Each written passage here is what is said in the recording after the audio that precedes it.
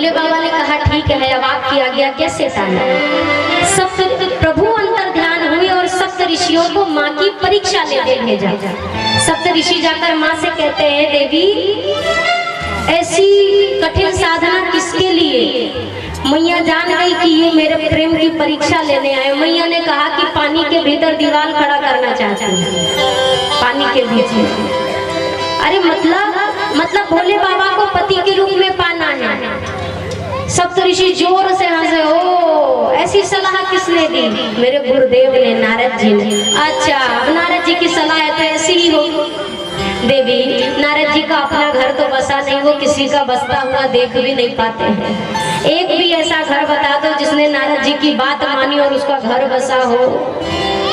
नहीं, नारद सिख जे सुनई नर नारी, अवश्य होई तज भवन भिखारी। घर द्वार छुड़वा देते हैं वो। तो अब क्या करूं।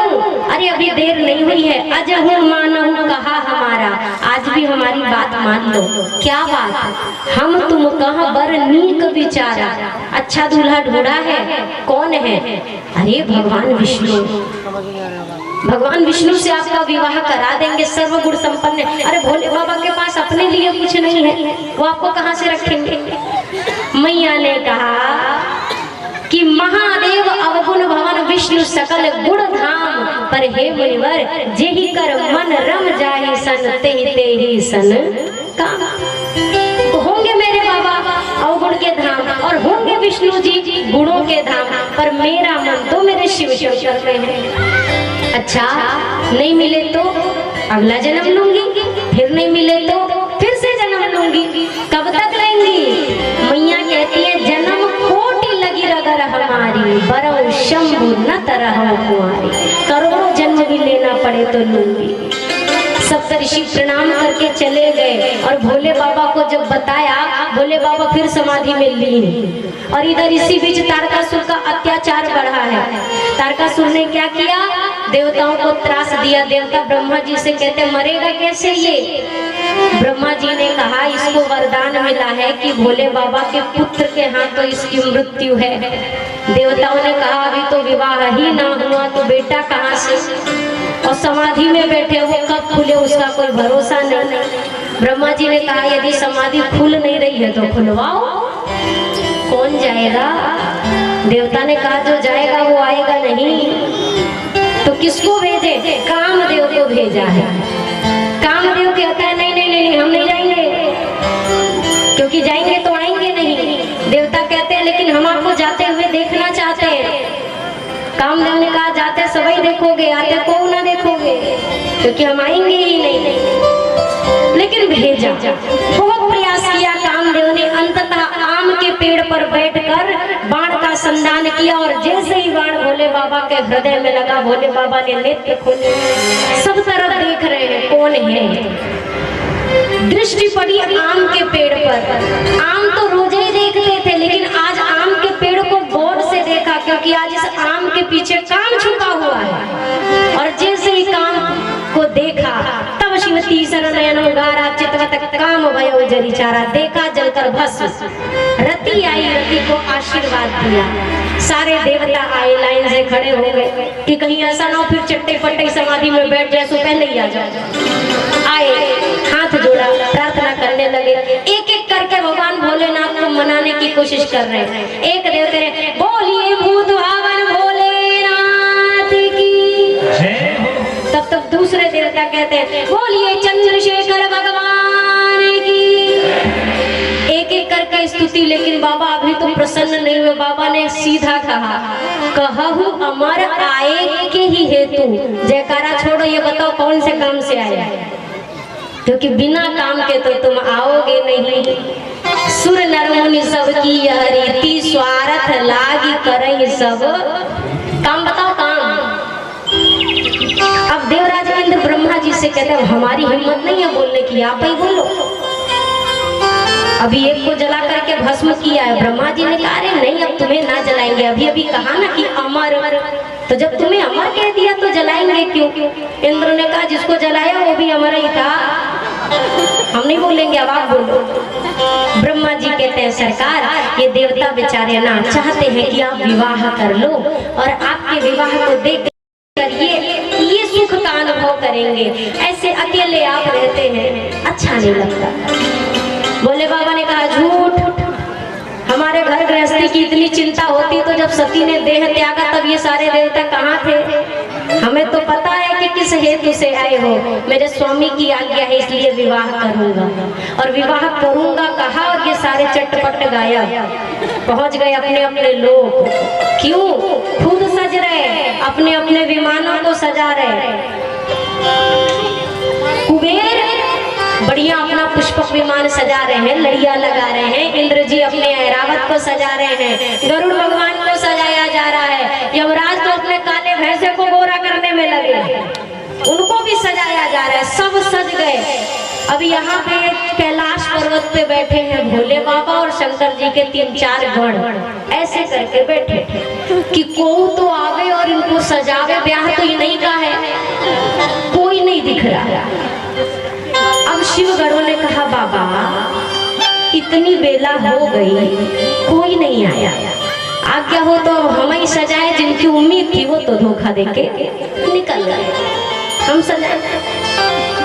बोले बाबा ने कहा मन है तुम्हारा तो सजा दो, वैसे हम तो ठीक ठाक है, हमें कोई नहीं सजना, लेकिन आपकी इच्छा है तो सजा जा। अब शिवगढ़ श्रृंगार कर रहे हैं। और श्रृंगार कौन कर रहे हैं? नंदी। नंदी कौन है? जोर से बोलिए। बैल। नंदी बैल है ना। हमारे यहाँ यदि कोई कुछ काम बिगाड़ देता है तो क्या कहते हैं? पूरा का पूरा श्रृंगार कर रहे हैं आज नंदी जी। और कैसा अनुपम श्रृंगार किया है। शिव ही शंभु गण कराई सिंगारा, जटा मुकुट हरि मोर समारा। शिव ही शंभु गण कराई सिंगारा, जटा मुकुट हरि मोर समारा। शशि ललाट सुंदर से गंगा, नयन दीन उपवीत भुजंगा। शशि ललाट सुंदर सिर गंगा, नयन दीन उपवीत भुजंगा।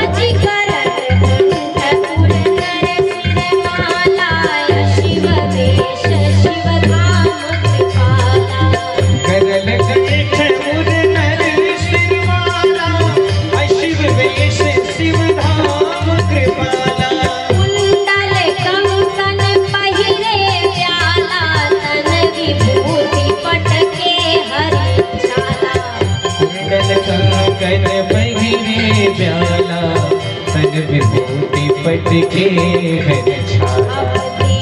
शिव ही सुरप्रिय मुस्काही, बड़े लायक दुल्हन जगनाही।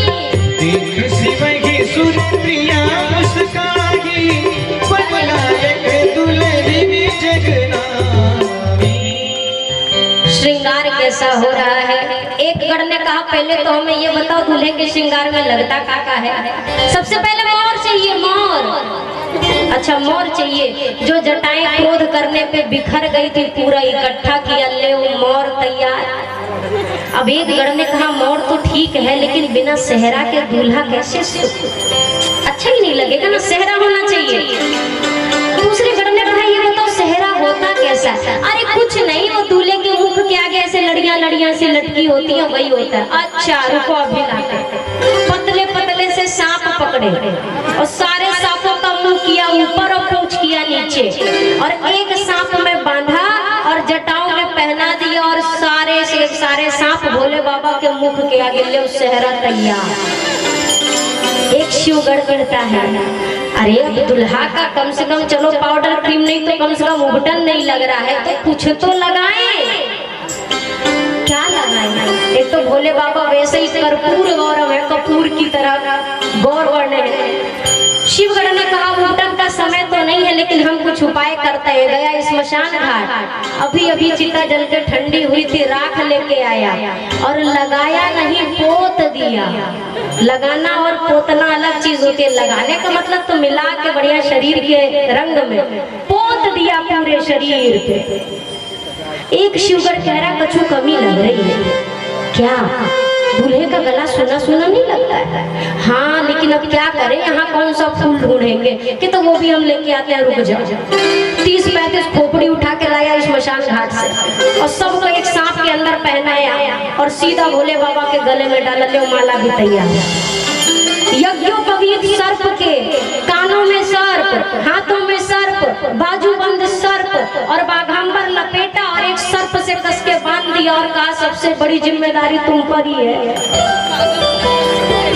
पूरे दूल्हा सरकार तैयार है और ये नहीं कि कोई भी कहीं भी लपेट दिया, ना ना ना ना ना, एकदम मैचिंग। जितना बड़ा जिस रंग का इधर है उतना ही बड़ा उसी रंग का, उतना ही यहाँ उतना ही, सब एकदम परफेक्ट है, कुछ कमी नहीं। अब एकदम खुश हो गए सारे के सारे घरों। जब भोले बाबा ने देखा बच्चों ने इतना सुंदर श्रृंगार किया, अरे लगे भोले बाबा डमरू बजाने, खुश हो गए। अब श्रृंगार तो हो गया, बिना बाराती के जाए कैसे, तब तक बाराती आ गया। और जब बारातियों ने भोले बाबा को ये ऐसे हालत में देखा, सारे के सारे बाराती हल्के बक्के रह गए कि हम तो इतना सज धज के आए थे कि सब हमें देखेंगे, लेकिन जहाँ ये पहुंचेंगे वहां फिर हमें देखने के लिए कोई बचेगा ही नहीं, तो क्या करें।